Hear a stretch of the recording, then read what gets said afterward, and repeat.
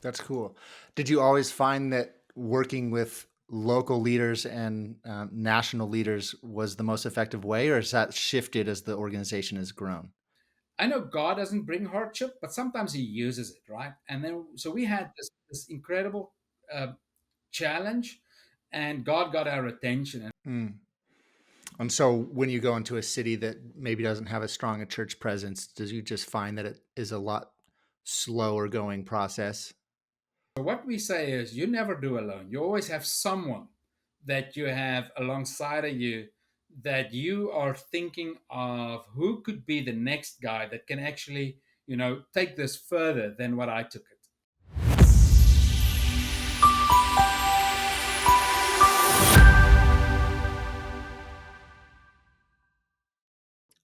Welcome back to the Ministry Growth Show. Today on the show, I'm going to be talking with Dr. Anton Venter. He's the Chief Strategy Officer at the City Changers Movement. Anton, thank you for being on the show. Thank you. It's a pleasure to be here. Yeah, we're excited to have you guys. Can you tell us a little bit about the ministry, maybe what you guys do, how you do it, and maybe most importantly, why you do what you do? Yeah, thank you, Zach. Yeah, City Changers, we equip local leaders to change their world. That's what it's all about. So we actually don't do city changing or city transformation ourselves, but what we do is we actually come alongside local leaders, say, how can we equip, how can we empower what you are doing locally? Kind of like the Intel chip inside. And so we do that through a number of mechanisms. But the end goal and what we're really trusting God for is His transforming presence in cities all around the world. So, the scripture Habakkuk 2:14, for the earth will be filled with the knowledge of the glory of the Lord as the waters cover the sea. That is such a great scripture for us where we see ourselves as how do we empower that? How can God use us to come alongside some great ministries, leaders in several different industries and equip and empower them to do what God has called them to do. That's cool. Did you always find that working with local leaders and national leaders was the most effective way, or has that shifted as the organization has grown? Yeah, initially we actually had some leaders who did things in different nations around the world.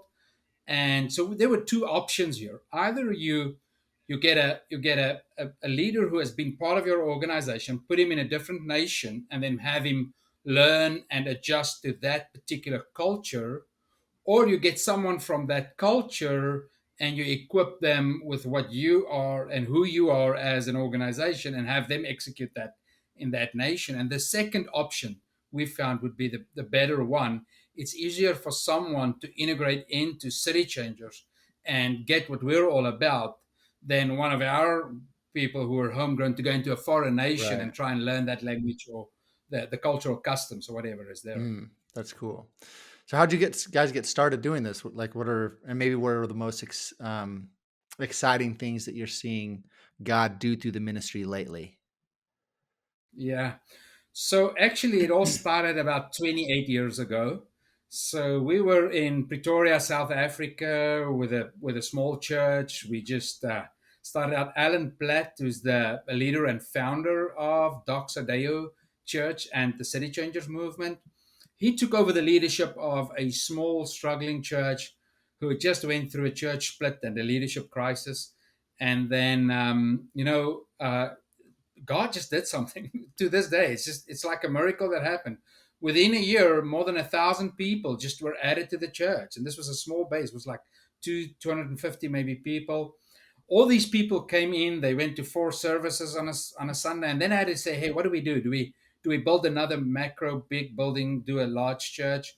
And then decided to go for a multi-site model, which in that stage was like unheard of. Mm, Right? There were no video broadcasting. There were nothing, so nothing multi-site. So we did actually designed that and started to roll that out, and that has developed over the years to now. Docs.io has 32 campuses in different nations around the world. So we're in Germany, we're in the UK, we're in New Zealand, in South Africa, and also here in the US. We actually launched our first Docs.io church in Charlotte, North Carolina, a week ago. Oh, cool. So it's all very fresh and new and exciting.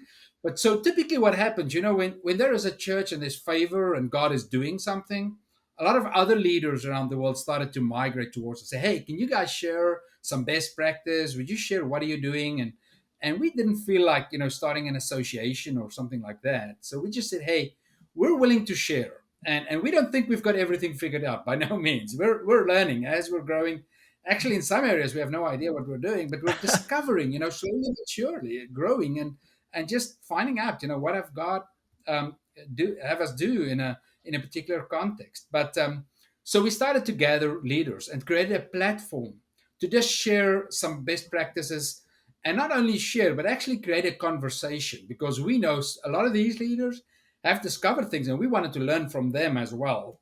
So we created this platform. It developed over time. It became the City Changers movement, who is now involved in 31 nations, activities around the world. And we're just seeing God doing amazing things in so many nations. And so, yeah, it's exciting to be a part of that. That's cool. So it kind of came about out of the church planting work that Doxa Deo was doing. Yeah, so we started to plant churches, and the ministry grew. And so what was interesting for people was, how do you have a global church, that is, so united in mission and, in relationship, yet locally so relevant. And that was the question that people wanted to wonder about. How do you get so many leaders, quality leaders, to say, hey, we want to be in on this? Because typically, the normal route is a leader, stands up in an organization. He rises and becomes a bit of a star, and then feels like he has to leave and go and do his own thing to really have his own sort of ministry. Mm-hmm. And somehow, by God's grace, we've been able to create enough room, almost like the Germans would say, Lebensraum. Uh-huh. So just this room and this space for leaders to be everything that God has called them to be within the context of our ministry. And that has just been a wonderful experience. So people kind of, were wondering about that. So we had a number of people go to different of our venues to look at that. One of the city where we started in Pretoria, that was our first and grew the fastest. And so right now that's about 13 campuses with about 30,000 people. So we have a lot of people, from around the world traveling. They're going to look at not only the church, but also the 5 Christian school expressions, the orphanages, the skills development training programs, a lot of other related entities that developed out of that, and kind of asking the question, how did you create a leadership pipeline that would develop so many leaders, at a pace where they feel that there is enough for them in this to actually, it's like we say, we want to get all together, right? we want to Right. we want to all one day retire together, share stories of what God did, and just be grateful for being part of something unique that God has done. Mm. That's really cool. And as you guys have grown and the Lord has shaped and built this ministry through you and your leadership team, what have been some of the hardest challenges and lessons and struggles you guys have encountered as the ministry has grown? Hey man, I tell you, it's been it's been an interesting journey. So I've been part of this ministry for just over 25 of the 20 Oh 28 odd wow. years that we've been here. So it's been a crazy journey. I tell you that. There's been times where we were on top of the world and it's all just wonderful. I remember back in 2003, we had a growth spurt. I mean, this was incredible. Everything we touched it was incredible. And then we overheated, Oh, and we actually uh-oh. came down with a cash flow challenge because we were growing too fast. We were having double digit growth for a number of years, and then we just burned through, and a couple of things happened, and we had a cash flow crisis, and that brought us back. And we just somehow, I don't know how this works, but somehow I know God doesn't bring hardship, but sometimes He uses it, right? And Mm-hmm. then so we had this incredible uh, challenge, and God got our attention, and we had to refocus and regroup and ask, why is this happening? where have we deviated from our mission? Where have we, Mm. and we found, like, in terms of our message, we kind of found ourselves not being so accurate in terms of the completed work of Christ, but sort of migrating to a, hey, how to 5 steps for this, and Okay. sort of not focusing on the foundations of that. So that was a big challenge for us, and but it's just incredible. Within in a year after that, we had a capital campaign, and just had some incredible things. So God brought us through some of that. But then, as we expanded, one of the big things was this leadership pipeline. How do you create enough leaders coming through and developing enough leaders? So that has been it was a challenge, man. It was really a hard lesson to learn.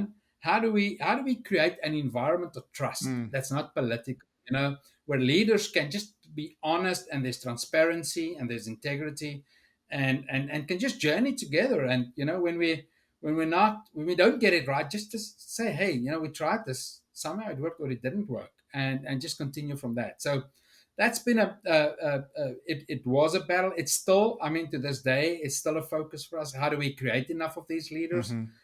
Although we've seen some incredible, growth in that area, especially in the last 10 odd years. Mm.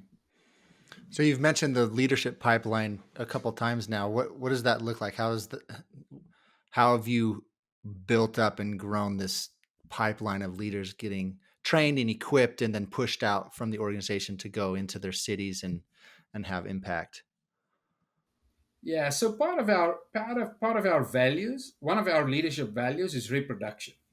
So what we say is, you never do alone. You always have someone that you have alongside of you, that you are thinking of who could be the next guy that can actually, take this further than what I took it, and not be intimidated by that, or threatened by a someone that has a gift that is coming alongside, but creating room for that Mm. and actually celebrate that. So a lot of that is part of the culture, where I mean, that's what we're asking. One of the leadership values is growth. How can we grow? So all the time, growing, learning, being teachable, trying to grow, but at the same time bringing someone alongside that's in your slipstream the whole time, and making sure we don't build around the capacity or the gifting of one individual, Mm. but actually build this around a dream that God has, and getting people to buy into that dream and actually own that dream.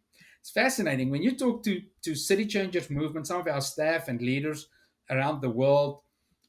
They would never say this is Alan Platt's dream, or Anton, or one of the top leaders. They would always say, this is my dream. Mm. I have taken ownership of this. And that's just a beautiful, beautiful thing to see how leaders embrace that, and how that is part of the pipeline of just seeing the whole time new leaders coming through from different generations, focusing on the next generation the whole time, and seeing that those leaders develop. And then, so sort of building this model of asking, what are the leadership dimensions that needs to develop in an individual leader. So we did a bit of research a couple of years ago, and we found that, especially in the church arena, some of the guys would focus predominantly on the theology part, and it's all about the formal qualification. And then you have some who would focus mainly on leadership development.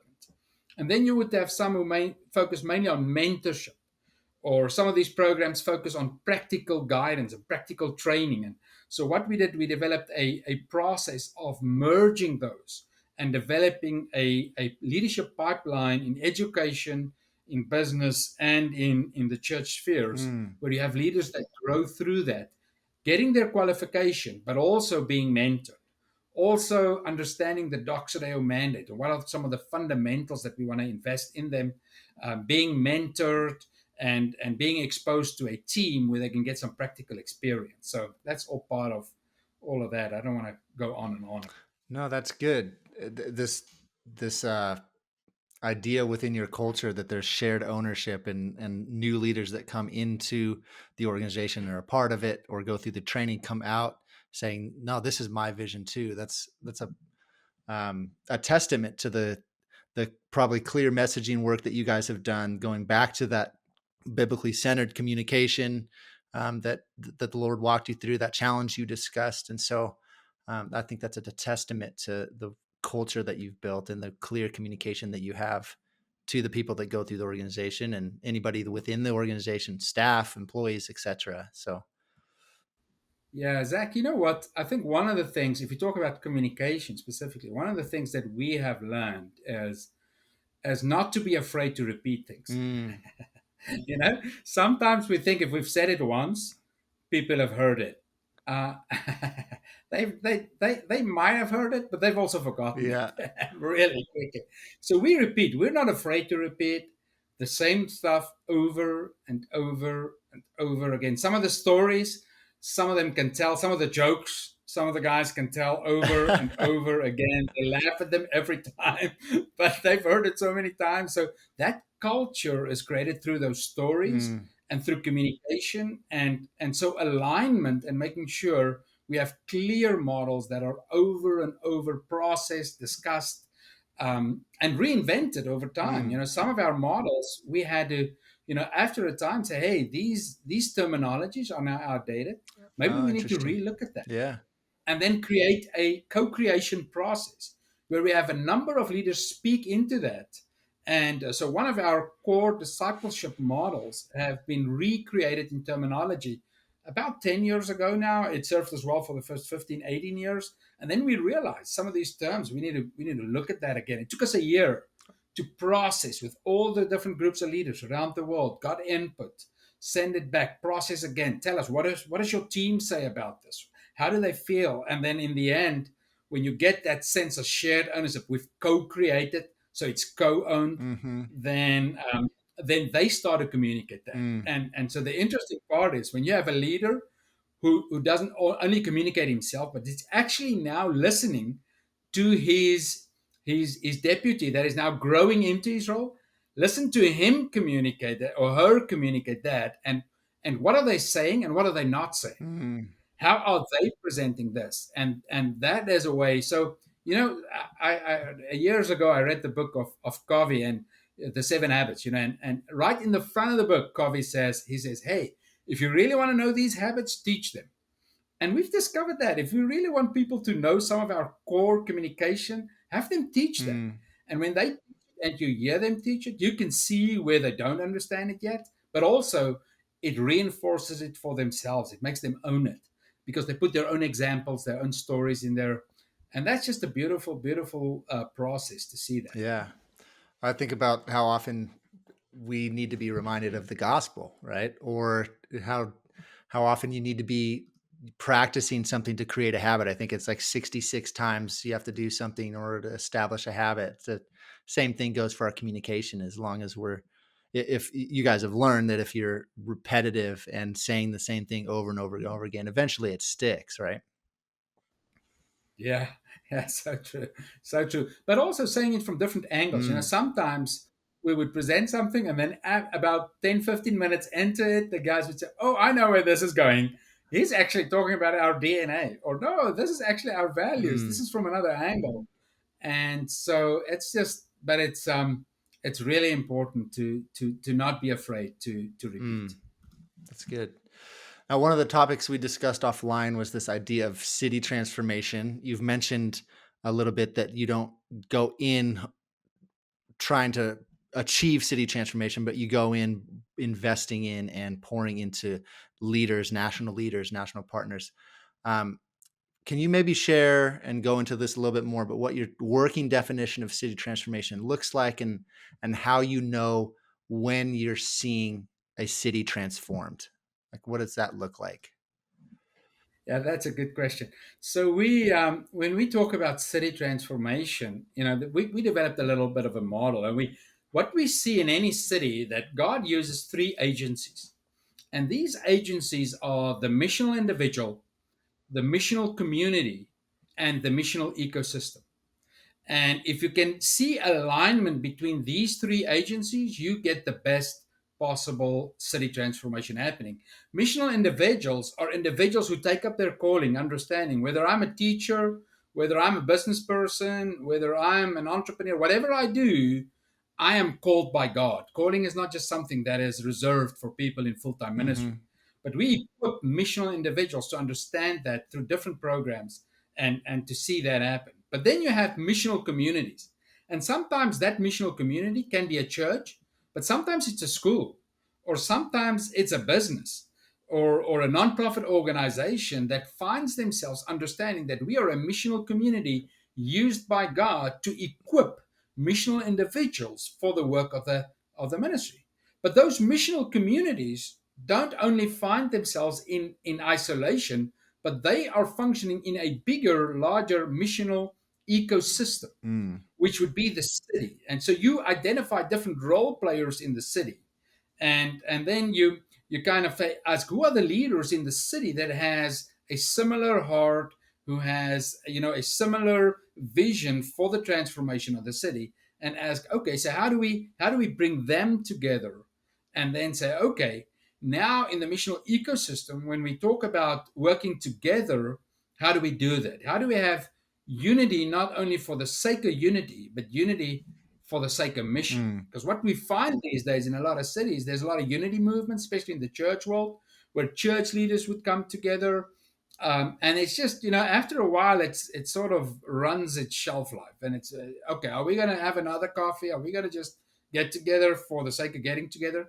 But what if we could unite around a mission where we could see something happening in the city? Here in South Florida, where we are, we actually saw a unity movement called Church United that we empowered and helped to get going, and where they got a vision to say, how can we see the city transformed, and basically said, we have about 3% of the people in our city that is shown by Barna as really committed Christ followers. There's 50% who would say, I'm a Christian, or even 75% on their census forms, but only 3% would display some of those characteristics. And they said, how can we double that from 3 to 6%? How can we start to create that influence? Now you have the Presbyterians that will approach this in a particular way. You have the Methodists. You have all different sorts of churches and ministries who would all do it in their own way.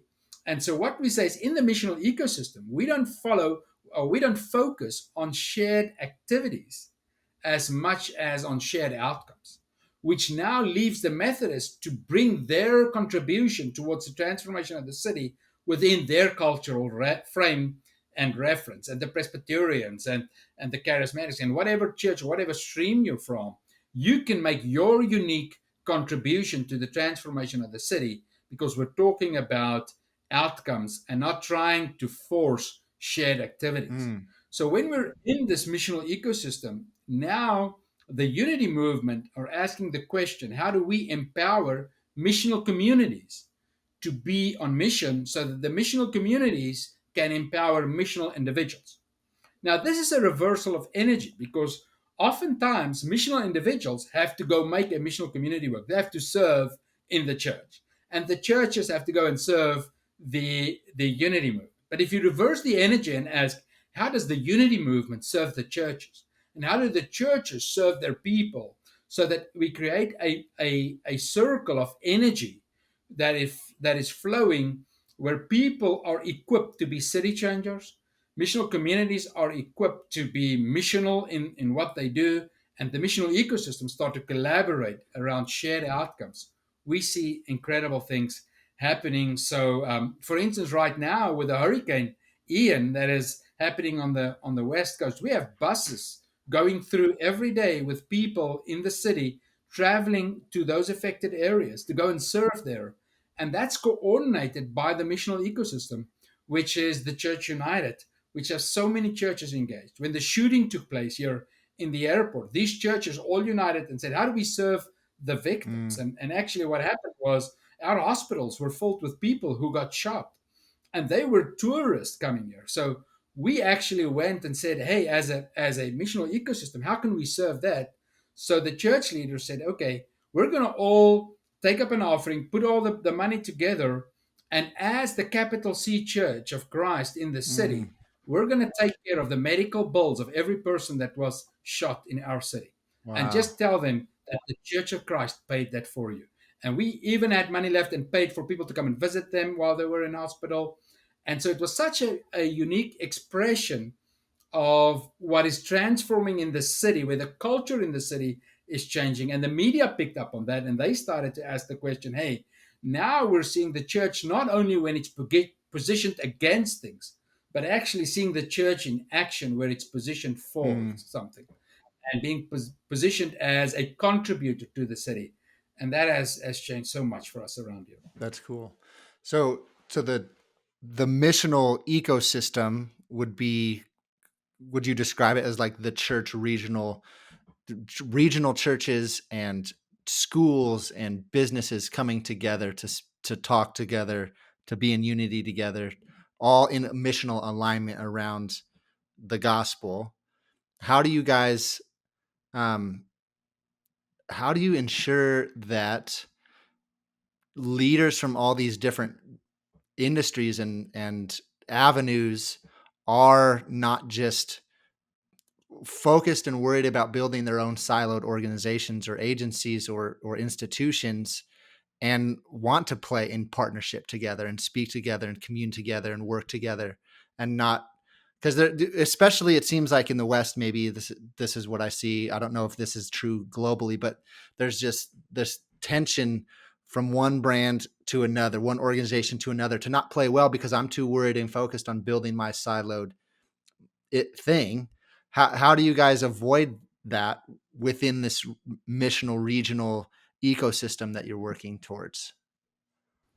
Yeah, that's so important to lay that. And obviously we trust God, but so here's what we found is when these leaders, when they start to connect, collaborate, and celebrate, that's when we see this move happen. So connect is when we start to build the network. And a lot of times what we do there is the best place to start is around the area of soul care.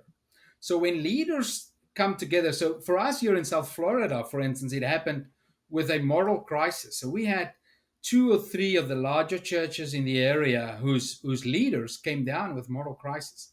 And then when that happened, we brought some of the leaders together and say, if this can happen to the best of us, it can happen to any one of us. And we started to produce a soul care reference where we started to invest in the soul and the well-being of these leaders. And as they started to become vulnerable with one another, started to form relationships and friendships, that's when you get a connection that rises beyond their logos and their Mm, names. And people are willing in the end to say, you know what, it's not about me, it's actually about what God is doing in this city. So to give you an indication, this bus trips, these bus trips that's happening now, one of the larger churches sponsored that. They paid for everything, and they said, we don't want anyone to know that we're paying to get all these leaders from different churches, different schools, different businesses, get them to go and help in the hurricane, but no one needs to know it's us who does this. And so that's just, so we're seeing more of that. It's not simple, it doesn't come easy, but it's an intentional connecting journey mm, where everyone connects and they don't have to feel threatened that they have to lay down what they're for, because whoever that church or that business or that school is, they can celebrate who they are and who God created them to be, because that's their unique contribution right. to the shared outcome. They don't need to be something else. If you talk evangelism, the way some of these churches do that, it's very different, right? Some would prefer Alpha, some would prefer different EE3 or whatever evangelism courses. And we say, hey, whatever way you want to do it, God has called you and set you up in a unique way to do that. And we're going to honor and celebrate what you do in your unique way. So we don't want to compare you with others, but we want to together celebrate what God is doing through our city. So, and celebrate is an important component, Mm, because what you celebrate, you will replicate. So, because we always make enough time through communication mechanisms to celebrate what God is doing through this ecosystem in the city, so many people become aware of, when the shooting thing happened, the media picked up on it.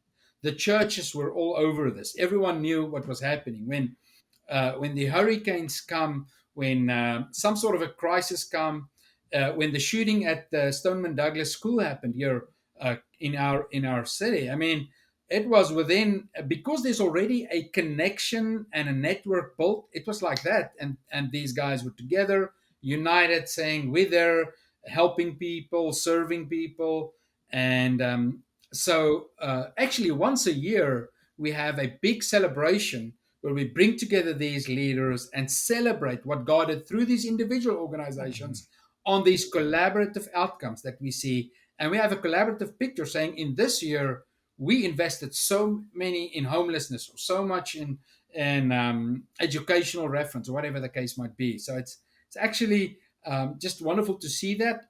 It's not, maybe I sound as if it's easy. It's not easy. it's a journey. It's a journey for sure. But we've seen God do some amazing things through it. Well, it sounds like you guys have a pretty clear plan and strategy for dealing with that problem, because I'm sure it is a problem, and probably within each context and cultural situation you're working within, it's probably different as well. Very much so. So I mean, the different cultures are. If I talk about Germany and our engagement there in the Stuttgart context, it's just incredible to see how the Germans. I mean, talk about individualism and talk about a strong individualistic culture. I mean, that is, it's rampant, and the Germans are in that, and that's post-Christian, right? Mm, Very much so. So I mean, a very low percentage of believers in that nation, but still we could see. So just about 2 3 weeks ago, we had a group of churches, about 20 churches in the city of Stuttgart, say we're going to close our Sunday and do it together in a city hall in the middle of the city. Had over 2,000 people attend that, and just together celebrated what God is doing through the city. mm, And through the Evangelical Alliance is actually the mechanism that we use there. But here's the thing, it's about the whole idea of. So we talk about a DNA of grace, faith, and trust. okay. And the whole idea of trust is to just work away from any political agendas and just be honest and transparent and build that, and just to make sure that there is grace in this journey, but also faith to trust God for what only He could do. So yeah, it's different. It's different in Africa. It's different in Europe. It's different in Australasia. It's different here in the US. And every one of their nations have cultures that works, or cultural dimensions that work for you, and some things that works against you. Mm, And I guess that's part of the journey. mm. Well, that's a good segue into my next question. How does this work within a city where there is no church presence? Yeah. Yeah. So obviously, when you talk about the church, the capital C church, right? That is, so God has His agents, dispersed throughout. We don't have a lot of cities that has no Christian presence or no church presence, but we do work in a couple of nations where it's difficult, like Vietnam. When you look at Vietnam, Ho Chi Minh City, where we launched a program for business Hmm. leaders to go through a transformation process, and that was difficult, man.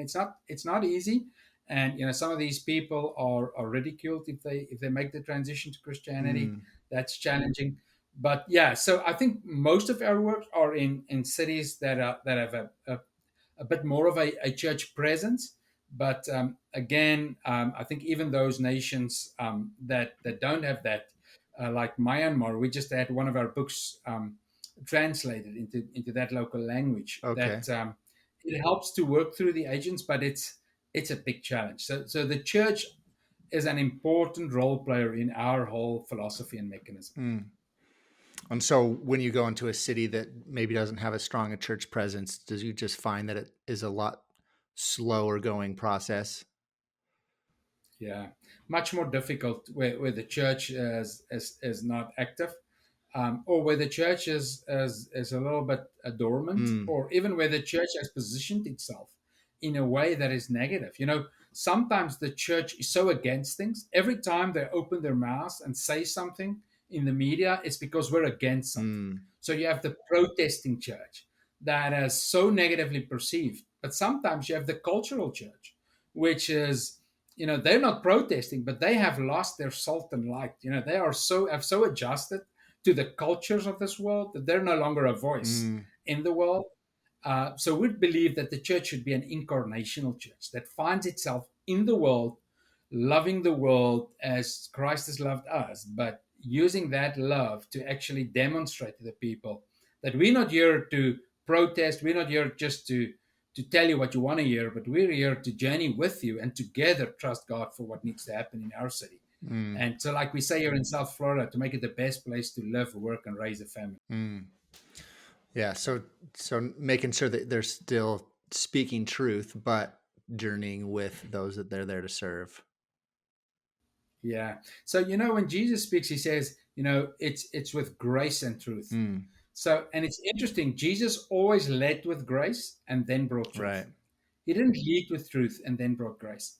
So it's interesting how oftentimes as Christians we want to lead with truth and then have grace, and then the truth has so much alienated people that they don't even want to have our grace. Mm, But if we come with, hey, God loves you just the way you are, but God has a plan and God wants a journey with you, and he's not condemning you, but he actually came to give you life and life in abundance. And how can we journey mm. with that? That makes a big difference. Now, when you go into a city or location, region, whatever, that doesn't have a strong church presence, or it's a dormant church presence or nominal church presence, um, are you guys working in partnership with other organizations, maybe disciple making focused organizations that do have more experience in a context where there is no church presence, or there maybe isn't, maybe it's an unreached, unengaged, completely type location? Are you working in partnership with organizations that have more experience in those places to help develop and build the local church body, so that then you have foothold to be able to insert your strategies and models within that context? Yeah, for sure. So, like the YMCA in Europe is quite a popular nonprofit for us to engage with. Okay.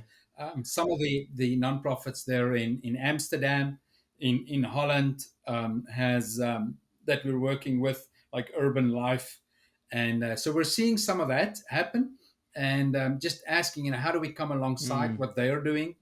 And so a lot of them, actually are really open for partnership, and especially in Europe, where for instance, in Romania, there is an organization called Diseneu, right there in Oradea. And so Diseneu would be a business, but a city transformation business that is bringing together arts people, bringing together media people, filmmakers, and they're also running the Global Leadership Summit there for leadership development.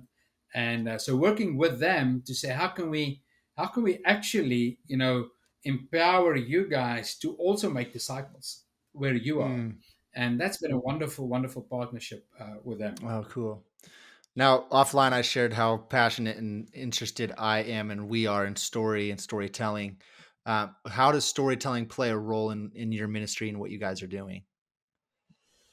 Yeah, it's critical, right? So storytelling on several levels. I think on the one hand, story gives you the ability to speak things or to convey truths in a profound manner. I mean, we know Jesus used the parables and Hmm. all of that. So within the Doxodeo framework, the Doxodeo story is built around the feeding of the 5,000 and how God did that, and putting them in groups of 50s and hundreds, and how we have campuses around the world that are groups of 50s and hundreds, not necessarily those numbers, but smaller groups, Hmm.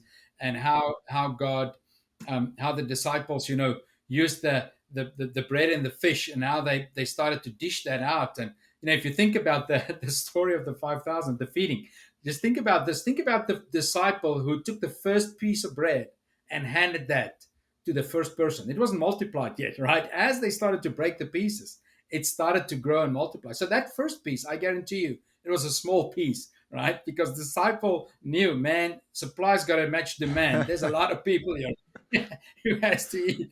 But as he broke that piece of bread, right, he saw, oh, there's more. And he keeps on breaking and breaking. And as he dishes out, he sees this miracle happen, how God is just multiplying the bread Mm, and the fish. And sometimes, if you look at that story, there's so much in there of just taking small steps, giving small pieces, starting to dish out the bread, starting to take that first step and trust God for what only God can do.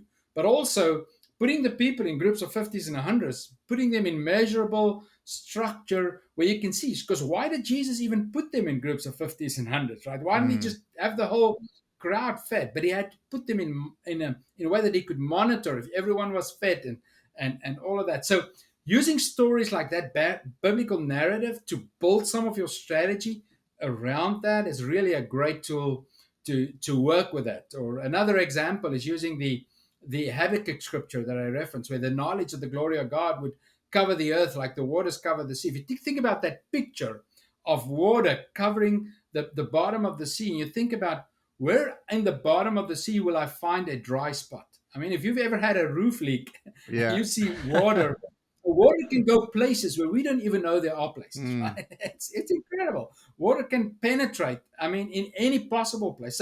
So the gospel and the knowledge of the glory of God can penetrate in every possible way. So using some of these pictures from scripture in our stories help us to convey truth in a manner that help people to see it and actually picture it mm. in a way. I'll use one more example. So when so today when I came here to the office, I actually had a really scary experience. So I was getting out of my car, and as I got out of my car, there was a dog. But this was a vicious dog. I tell you, this was a monster dog, and the dog started to bark at me, and he started to chase me, and I was running, and I was jumping on the other Oh cars no. to get away. I tell you, it was incredible. No, there were no dog. I'm actually just making this story up. But what did I do right now? I took you on a little bit of a Yeah. journey. Why? Because we don't think in words. When I said dog, you didn't see the letters DOG, Right. right? You saw dog. And when I said it's a dog, maybe first you thought about your own dog, it's a little dog. And then I said it's a vicious dog, and the dog grew and he became vicious. And then when I said I was jumping, you saw me jump on the car. You saw, Right. and as I was giving new information, new pictures were forming in your mind. And so, in the same way, when we share vision with story, we're creating pictures in people's minds, and those pictures stuck. And when that picture's stuck, that is when we really see it becoming stickable, memorable, and we see people moving and actually starting to share some of those same stories as they start to invest in leaders around them. Mm, that's really cool. Now, that's how you guys have used story within your structures and your strategies. How can you share maybe two stories, maybe one of an individual who's been transformed through your ministry's work, and maybe a story of God transforming an entire city and what that's looked like? All right. Yeah. So one of the stories that we love to share is the story of Jacksonville here in Florida. Okay. I don't know if you know, but Jacksonville, Florida is one of the largest cities in the US in landmass. Mm. So in numbers, it's not the largest, but in landmass, it is. It's still a huge city. I think it's over 2 million people in that city, but it's spread out so wide. And so they actually have the city divided into 14, I don't know if they call it districts or areas. Counties, maybe. And so this maybe counties, I don't know. The city actually have, is the city council have a representative from each one of these areas Oh wow. that form the city council. And so what has happened is we have created a program called Life Work Leadership.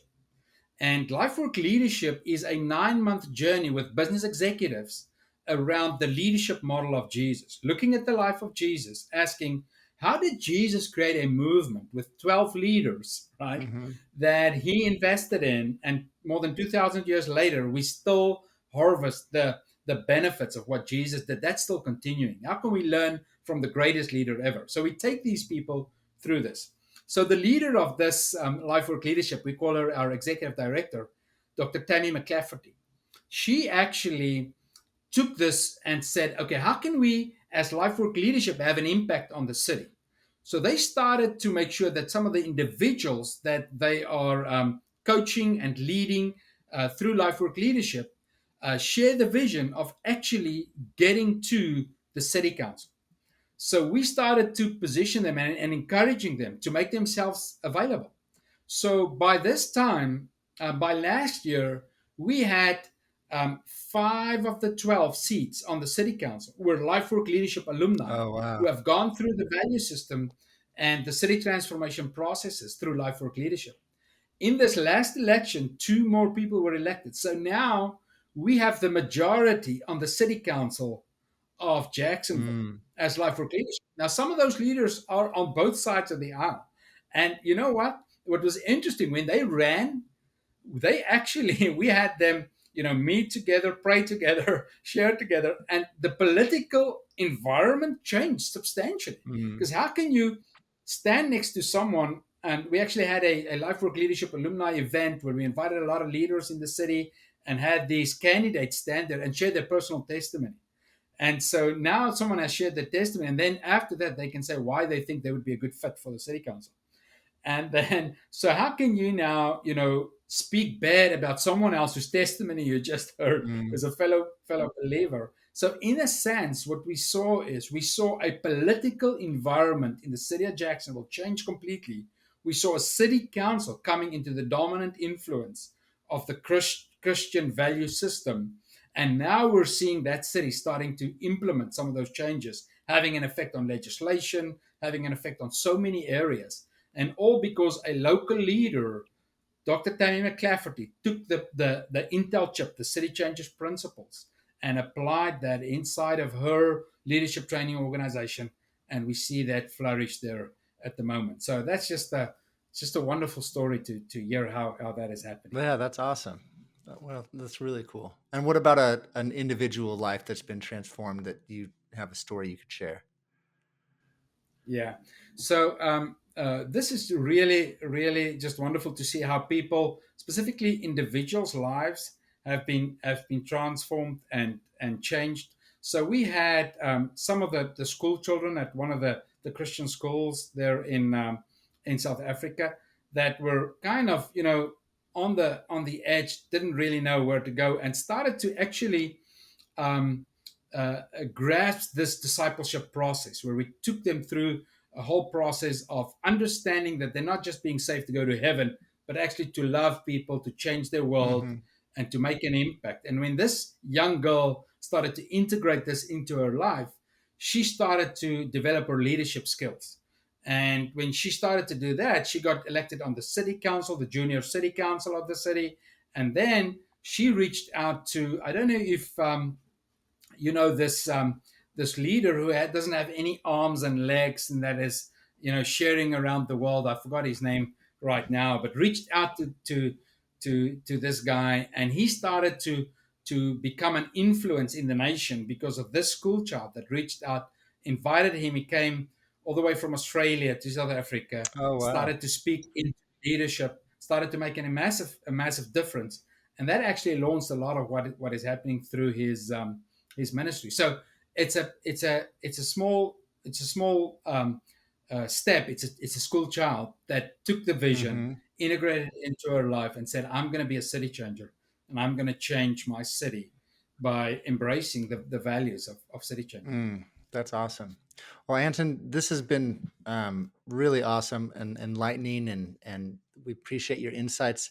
If people want to learn more about what you guys are doing, or are interested in having you come and be a part of what they're doing in their city, or want to learn more about City Changers, how can they get a hold of you? Yeah, so they can just go to one of our websites. So the one is www.citychanger.org, Okay, and then lifeworkleadership.org or docsodeo.org. Any one of those three, they can just link to and see what we're doing. And there's ways there to contact us and get in touch with us.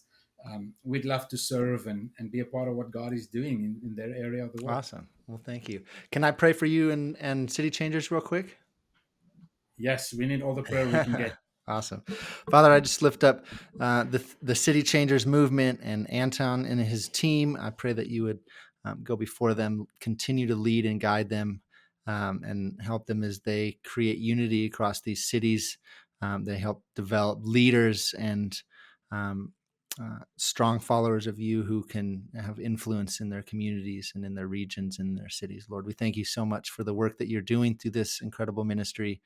I pray that you would bless it and grow it, and yeah, just guide and lead Anton and his team, and help them to seek you and your face and your direction diligently. Lord, we love you. Thank you that we get to be a part of what you're doing, that you've invited us into this redemptive story. And we just pray these things in your name, Jesus. Amen. All right, Anton, thank you so much for being on the show. We really appreciate it, and we wish you guys the best. Thank you. Have, yeah, you're welcome. Have a good one. Thank you for listening to this episode of the Ministry Growth Show. If you've enjoyed it, we'd appreciate it if you rate and review us on your favorite podcasting app, and make sure you subscribe so you never miss an episode. If you have a story or expertise to share with other ministry directors and pastors, or know someone who would be a great guest for the show, let us know. We love connecting with ministry executives and sharing their wisdom and insight with our audience. Just send us an email at podcast@reliantcreative.org. And lastly, if you need help telling your ministry's story, we would love to share how we can help in that process. Check out Reliant Creative at reliantcreative.org and book a call today. See you next time.